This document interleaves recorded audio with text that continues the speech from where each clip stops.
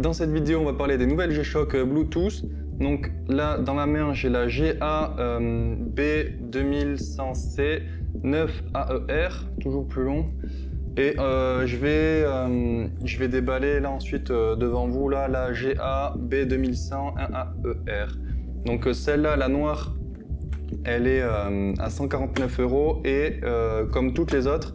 Et il y a juste la jaune qui est un peu plus chère, qui est à 159 €. Et on va voir si voilà, le Bluetooth c'est un peu gadget ou pas. Moi j'ai joué juste 5 minutes tout à l'heure avec. Et puis voilà, je me suis rendu compte qu'en fait on peut faire quand même pas mal de choses et c'est beaucoup plus pratique que ce que je pensais. Et c'est pas... bon voilà, enfin j'en dis pas plus, vous allez voir. Bon, pour l'instant on va commencer par l'extérieur parce que moi c'est quelque chose qui me tient beaucoup à cœur. Tout ce qui est extérieur, boîtier, etc., les matières, les dimensions. Donc là, je vais vous montrer un peu les dimensions déjà. Voilà, donc là, on a quelque chose qui fait 45 mm de largeur, donc ça peut paraître assez gros et finalement, vous allez voir que quand je vais la passer au poignet après, c'est pas si gros et ça peut convenir à beaucoup de poignets, même si moi je préfère plutôt les 5600, enfin les modèles carrés, quoi, pas octogonal. Mais c'est aussi un très bon format comme ça. Je vais faire l'épaisseur tant qu'à faire. Donc c'est une montre, voilà, elle est un peu qui est vraiment très robuste. Donc là on a 11,7 mm d'épaisseur et elle est robuste puisque on a 200 mètres d'étanchéité. Le boîtier il est en résine avec en plus des fibres de carbone. Pareil, le bracelet c'est en résine. Les boutons, je trouve qu'ils font un peu chic. Bon, en même temps la montre est réellement chic, donc c'est normal. Le verre, voilà, c'est un verre minéral, donc c'est pas un verre saphir. Un peu déçu. J'ai vu qu'ils se vendaient des protections d'écran, en fait comme pour les smartphones, hein, des vitres de protection. Donc voilà, si jamais c'est le petit truc à savoir, bon moi ça me ferait chier un peu de mettre ce genre de choses sur une montre. Mais voilà, s'il y en a qui ont vraiment peur de la rayer, ça peut être une option sympa. Ensuite, je vais vous montrer, on a le lume, enfin non, pas le lume là, c'est pas ça que je voulais vous montrer. C'est la petite lumière là. Voilà, donc là on a la lumière, bon moi je trouve pas ça hyper esthétique, mais au moins c'est fonctionnel. Ensuite, on a évidemment du lume sur les aiguilles. Alors, ils appellent ça du Neo Bright chez Casio.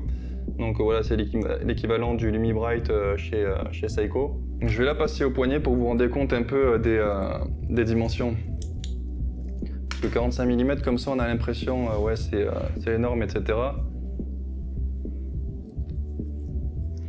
Donc voilà ce que ça donne sur un poignet de 17,5 cm.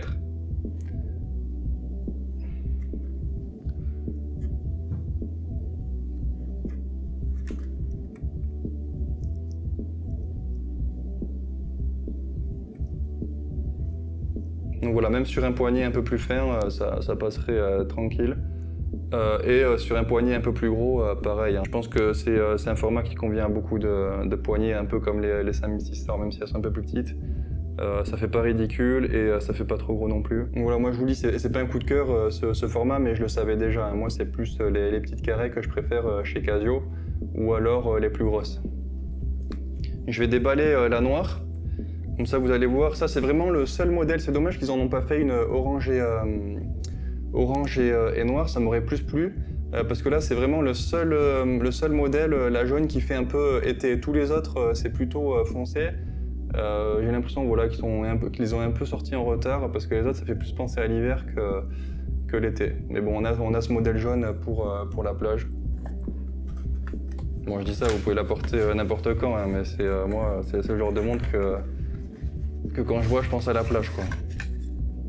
Donc, la boîte Casio, comme d'habitude, c'est efficace. Au moins, on ne paye pas le packaging, ça c'est sûr.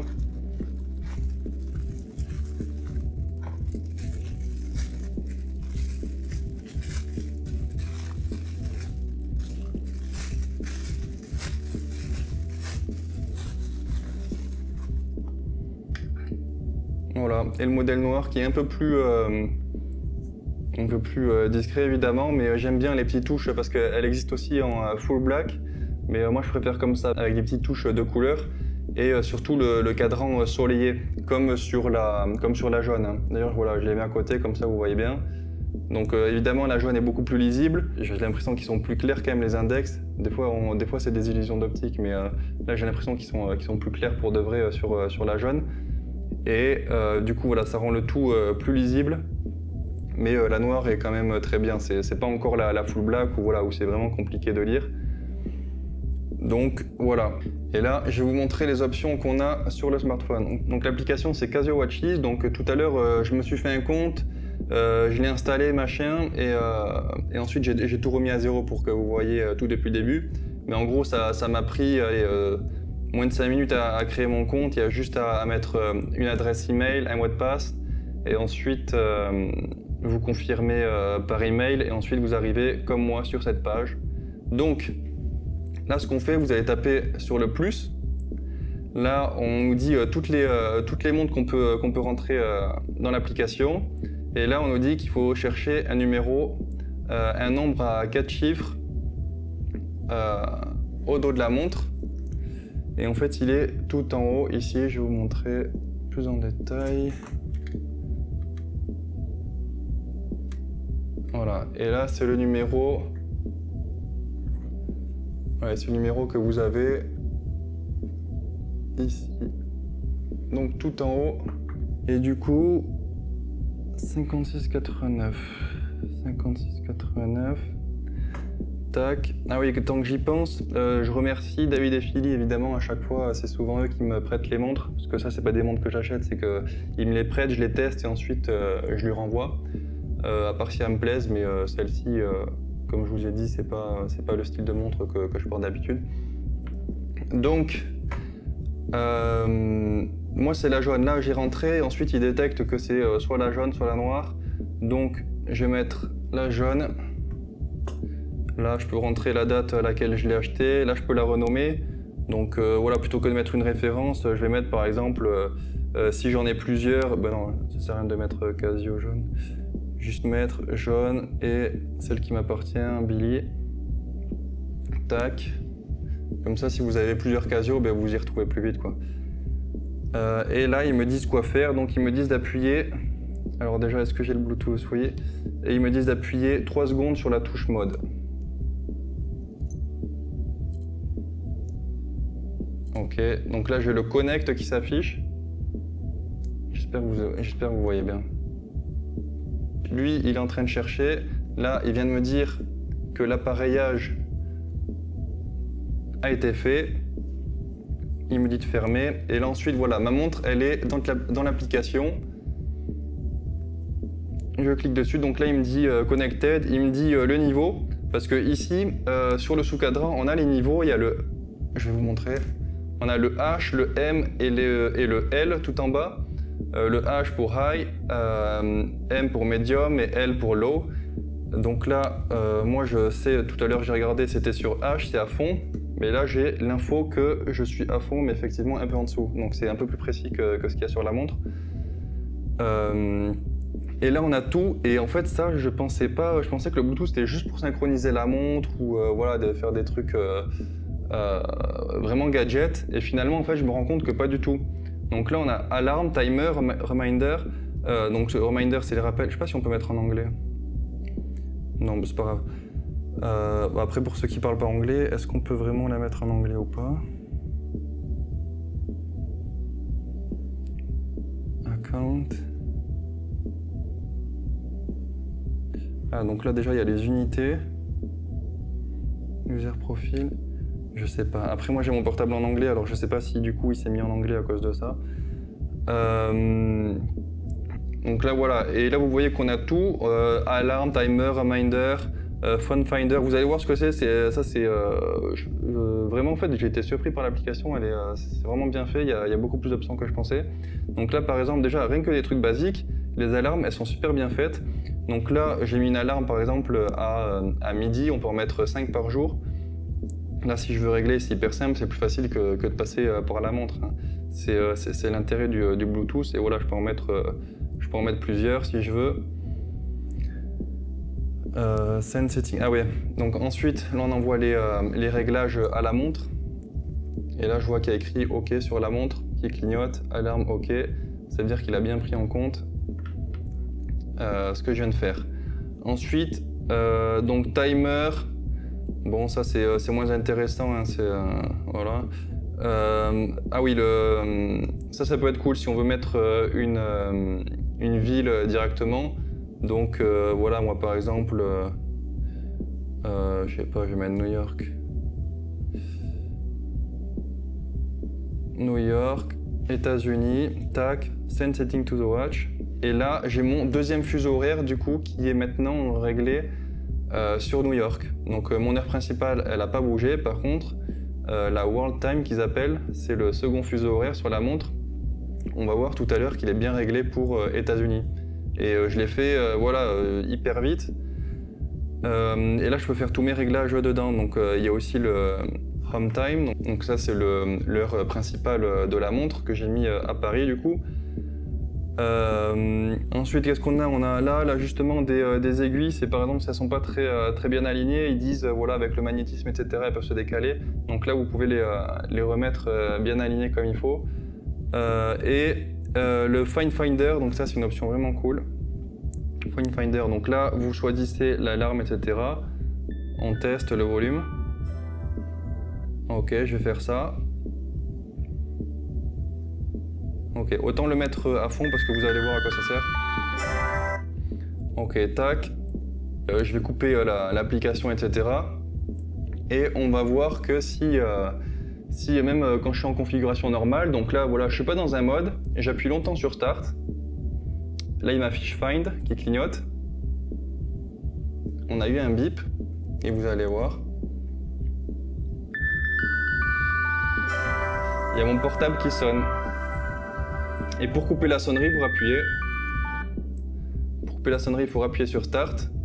Et ça vous permet que voilà, si vous avez perdu votre smartphone dans votre maison ou quoi, s'il est à portée du Bluetooth, et bien vous allez le retrouver très facilement grâce à votre montre. Donc je trouve que c'est pas si gadget que ça, hein, parce que ça peut arriver de perdre notre portable. Hein. Je pense que c'est déjà arrivé à n'importe qui.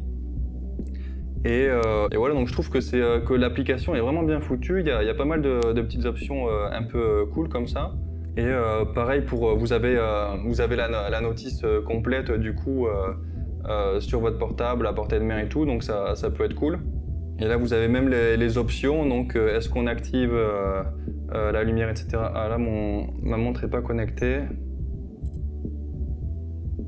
Donc là, je suis en train de la connecter. J'ai appuyé longtemps sur mode. Connecting, ça c'est un peu long, par contre ça c'est le plus gros défaut je trouve, c'est la longueur, ça casse un peu le rythme quoi, c'est dommage. Mais voilà, ce que je voulais vous montrer c'est, vous avez tous les paramètres, même l'application est un peu lente. Donc est-ce qu'on veut avoir les sons des touches? Moi j'aime bien oui, les lights, combien de temps elle dure, ça c'est cool aussi, donc on a tout, est-ce qu'on active l'économie d'énergie la nuit entre 22h et 6h du matin. Je pense qu'il vaut mieux l'allumer pour les gens qui ont des horaires classiques. Et puis voilà, donc honnêtement, j'étais surpris de toutes les options qu'on a avec le Bluetooth. Je pensais pas vraiment qu'il y avait autant d'options. Je pensais vraiment que c'était juste un argument marketing et tout. Et en fait, je me rends compte que pas vraiment. Ça fait vraiment gagner du temps de passer par l'application pour tout configurer, etc. Dès le début. Voilà, il y a des options sympas comme pour retrouver son téléphone, même régler les alarmes. Je trouve que c'est plus facile de passer par le smartphone plutôt que par la montre. Et on a une montre à moitié connectée qui est étanche à 200 mètres, résistante au choc et dans un prix contenu puisque 149 € pour toutes les versions sauf la jaune. En tout cas pour l'instant, ça se trouve plus tard il y aura d'autres versions, ça se trouve il y en a déjà d'autres.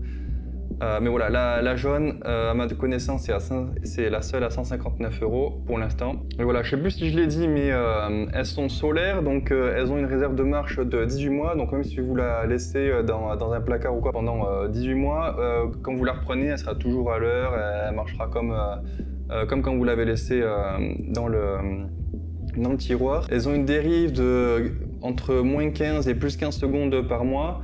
Et quand elles sont connectées au smartphone, par contre, là on a une dérive qui est quasiment inexistante, hein, puisque les smartphones sont toujours connectés à Internet quasiment. Et du coup, voilà, l'heure sera synchronisée. Ouais, je pense que j'ai rien oublié. Il n'y a pas grand chose d'autre à dire de plus sur ces montres. Je pense que moi, c'est pas mon style de montre. Voilà, je préfère, chez G-Shock, je préfère soit les carrés, soit les plus grosses. Donc moi, je vais pas acheter ce genre de modèle. Mais je pense qu'elles vont convenir vraiment à beaucoup de monde. Casio déçoit rarement en ce moment. De plus en plus, j'ai l'impression qu'ils arrivent de plus en plus à cerner ce qu'on veut. Hein. Et là, voilà, ils ont gardé le style Casio qu'on aime tant. Si vous voulez acheter les montres, vous pouvez aller sur le site de David & Philly ou en boutique à Pantin. Et comme d'habitude, vous pouvez aller dans la description, il y a mon site, mes réseaux sociaux, mon Instagram, etc. Bon mode.